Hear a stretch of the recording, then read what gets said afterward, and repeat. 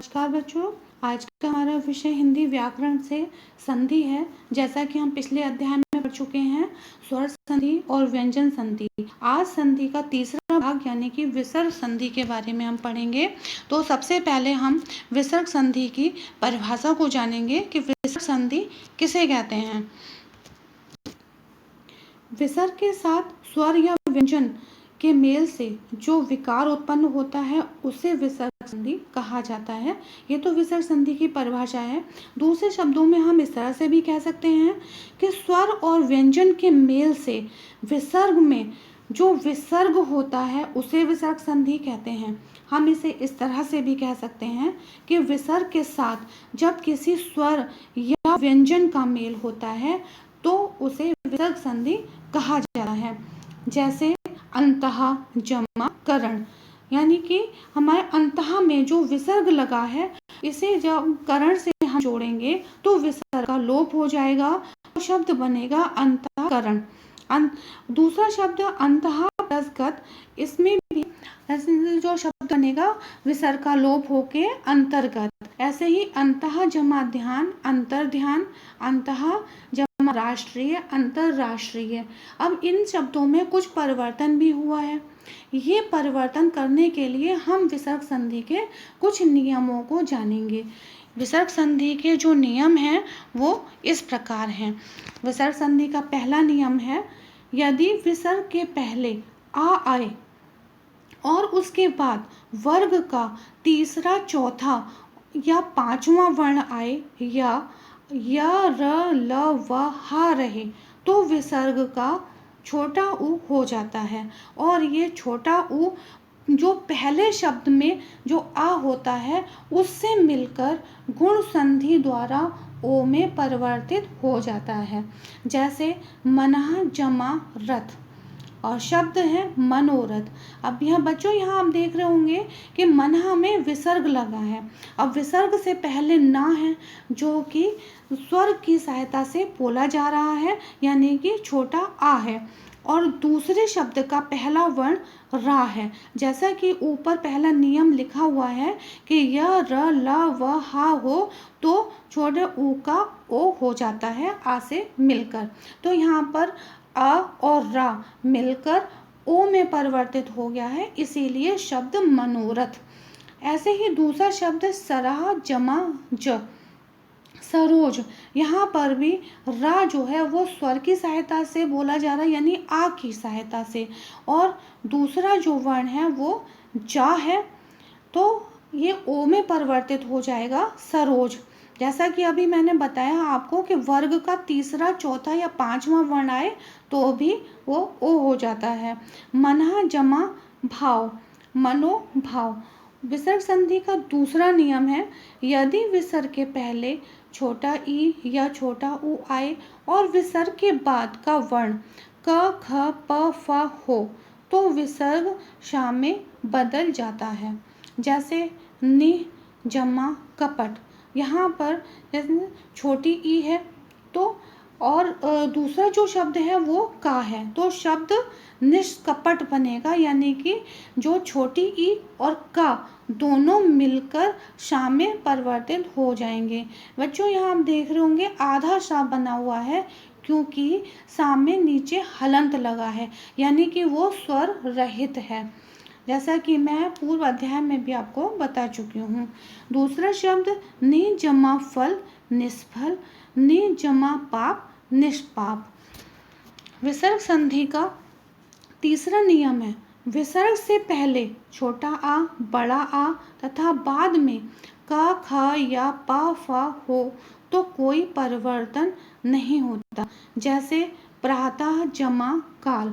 अब यहाँ पर आ तो है लेकिन दूसरे शब्द का पहला वर्ण का है तो इसमें कोई परिवर्तन नहीं होगा, यानी कि शब्द होगा प्रातः काल।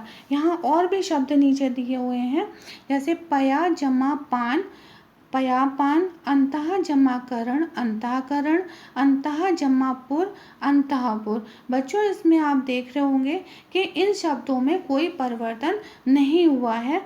विसर्ग के साथ दूसरे शब्दों को बिल्कुल ऐसे ही जोड़ दिया गया है, केवल जमा हटा दिया गया है वहाँ से।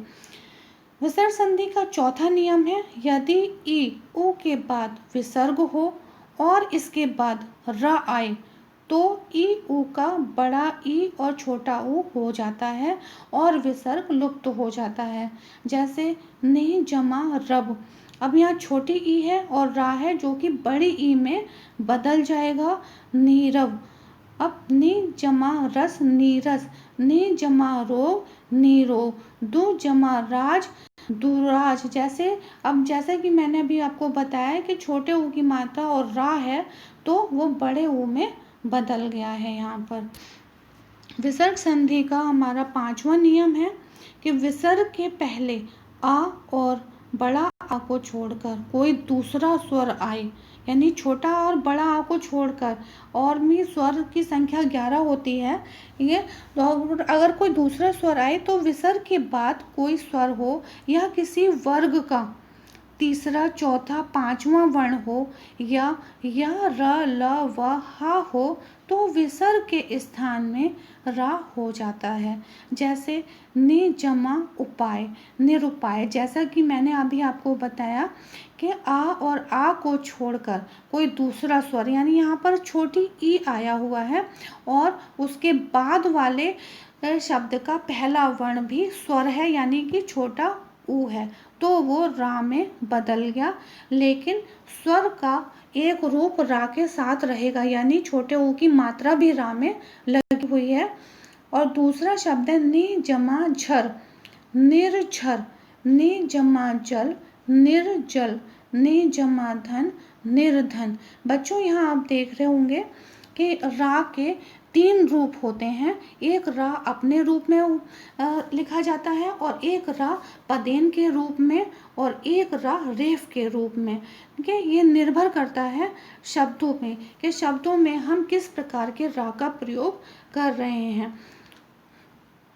विसर्ग संधि का छठा नियम है, यदि विसर्ग के बाद च छ श हो तो विसर्ग का श, ट ठ श हो तो श और त थ सा हो तो सा हो जाता है। जैसे नि जमा च, यहाँ पर देख रहे होंगे आप च है और छोटी ई है, तो च और छोटी ई मिलकर शा में परिवर्तित हो जाएंगे। जैसा कि आप देख रहे होंगे शा में नीचे हलंत लगा हुआ है, यानी कि वो स्वर रहित है, तो आधे सा का इस्तेमाल होगा। नि जमा छल, निश्छल, नि जमा तार, निस्तार, नि जमा सार, निस्सार। बच्चों इन संधि के नियमों को आप बहुत ही ध्यान से पढ़ेंगे और अपनी उत्तर पुस्तिका में भी लिखेंगे। संधि का 7वां नियम है कि विसर्ग के आगे पीछे आ हो तो पहला आ और विसर्ग मिलकर ओ हो जाता है और विसर्ग के बदलते आ का लोप हो जाता है, यानी कि जो उसके बाद वाला जो आ है वो गायब हो जाता है और उसके स्थान पर लुप्ताकार चिन्ह लगा दिया जाता है। बच्चों यहाँ देख रहे होंगे आप, ये एस की तरह एक चिन्ह बना हुआ है जिसे हिंदी में लुप्ताकार चिन्ह बोला जाता है। इसका मतलब होता है कि इसके स्थान पर कोई ना कोई वर्ण है। जैसे अंग्रेजी में आप पढ़ते होंगे साइलेंट वर्ड ने बोलते हैं, वैसे ही हिंदी में भी लुप्ताकार चिन्ह होते हैं। जैसे कि शब्दों का उच्चारण तो होता है लेकिन वो लिखे हुए दिखाई नहीं देते। यहाँ पर जैसे प्रथमा जमा अध्याय, जैसा कि अभी आपको बताया कि पहले वाले शब्द का अंतिम वर्ण भी आ है और दूसरे शब्द का पहला वर्ण भी आ है, तो यहाँ पर आ और आ मिलकर ओ में परिवर्तित हो जाएगा और विसर्ग का भी लोप हो जाएगा यहाँ पर, और जो बाद वाले शब्द का पहला वर्ण है उसके स्थान पर लुप्ताकार चिन्ह यानी ये एस जैसा जो चिन्ह आप देख रहे हैं ये लगा दिया जाएगा। ऐसे ही मनः जमा अभिलषित यानी मनोभलित यानी यहाँ पर आ का उच्चारण हो रहा है लेकिन वो लुप्त है यानी दिखाई नहीं दे रहा है। जैसे यशः जमा अभिलाषी यशोभिलाषी, इसका जो उच्चारण होता है वो ओ और आ का एक साथ होता है लेकिन लुप्त होता है। संधि का 8वां नियम, विसर्ग से पहले आ को छोड़कर किसी अन्य स्वर के होने पर और विसर्ग के बाद रा रहने पर भी विसर्ग लुप्त हो जाता है और उसके स्थान पर ह्रस्व स्वर हो तो वह दीर्घ हो जाता है। जैसे कि ने जमा रस नीरस यानी कि छोटी ई और र, छोटी ई जो कि ह्रस्व स्वर है तो और नीरस में बड़ी ई है जो कि दीर्घ स्वर है, तो छोटी ई और र दोनों मिलकर परिवर्तित हो गए बड़ी ई में लेकिन रस बिल्कुल वैसे ही रहा।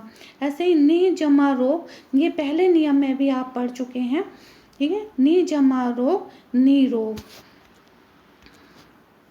बच्चों संधि का 9वां नियम है, विसर्ग के बाद श स सा होने पर या तो विसर्ग वैसा ही रहता है या अपने से आगे वाला वर्ण हो जाता है। जैसे कि ने जमा संधे, तो यहाँ पर या तो विसर्ग वैसे ही रहेगा, इसमें हम दोनों नियम जो है इस्तेमाल कर सकते हैं। ने संधे ये शब्द भी सही है, या हम आधा सा यानी कि एक सा उसे स्वर रहित बनाकर यहाँ पर लिख देते हैं, ये शब्द भी सही माना जाता है। निस्संदेह। ने जमा सहाय, निस्सहाय, या इसे ऐसे भी लिख सकते हैं निस्सहाय। इस तरह के जो शब्द होते हैं वो दोनों तरह से प्रयोग में लाए जाते हैं। या तो यहाँ पर आप आधा सा लगा सकते हैं और नहीं तो उसकी जगह विसर्ग भी लगा सकते हैं, ये भी सही है। यानी विसर्ग बिल्कुल यथावत रहता है, बिल्कुल वैसे ही रहता है जैसे शब्दों में लगा हुआ है। बच्चों मैं ऐसी आशा करती हूँ कि संधि आपको अच्छी तरह से समझ में आ गई होंगी और ये जो संधि के नियम हैं ये सभी आप अपनी उत्तर पुस्तिका में भी लिखेंगे। अगले अध्याय में मैं विसर्ग संधि से संबंधित आपको अभ्यास कार्य दूंगी। धन्यवाद।